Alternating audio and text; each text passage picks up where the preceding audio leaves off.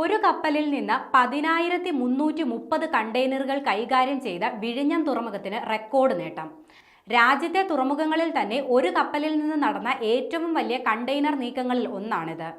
സംസ്ഥാനത്ത് ആദ്യമായാണ് ഒറ്റ കപ്പലിൽ നിന്ന് 10,000 കണ്ടെയ്നർ നീക്കം നടക്കുന്നത്. ട്രയൽ റൺ സമയത്ത് തന്നെ ഇത്രയധികം കണ്ടെയ്നറുകൾ കൈകാര്യം ചെയ്തത് വിഴിഞ്ഞത്തിന്റെ മികവിന്റെ അടയാളമാണ്. വർഷങ്ങൾക്ക് മുൻപ് പ്രവർത്തനം തുടങ്ങിയ വല്ലാർപാടം കണ്ടെയ്നർ ടെർമിനൽ പോലും ഇത്രയധികം കണ്ടെയ്നറുകൾ ഒറ്റ കപ്പലിൽ നിന്ന് കയറ്റിറക്കുമതി നടത്താനായിട്ടില്ല.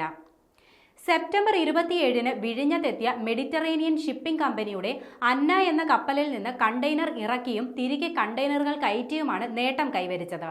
3 ദിവസം കൊണ്ടാണ് ഇത്രയും കണ്ടെയ്നറുകളുടെ നീക്കം നടന്നത്.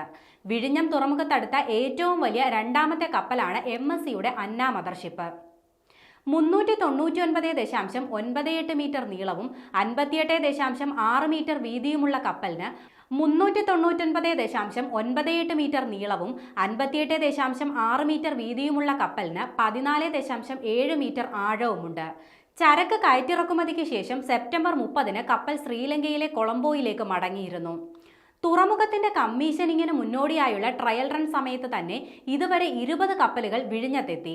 ഇതിൽ 15ഉം ലോകത്തെ ഏറ്റവും വലിയ കപ്പൽ കമ്പനിയായ MSCയുടേതാണ്. ഇതുവരെ 50,000-ലധികം കണ്ടെയ്നറുകളുടെ നീക്കം നടന്നു കഴിയുകയും ചെയ്തു.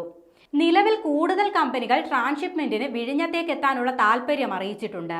ഒക്ടോബറിലും എല്ലാ ദിവസവും വിഴിഞ്ഞത്ത് കപ്പലുകൾ എത്തുമെന്നാണ് റിപ്പോർട്ടുകൾ വ്യക്തമാക്കുന്നത്.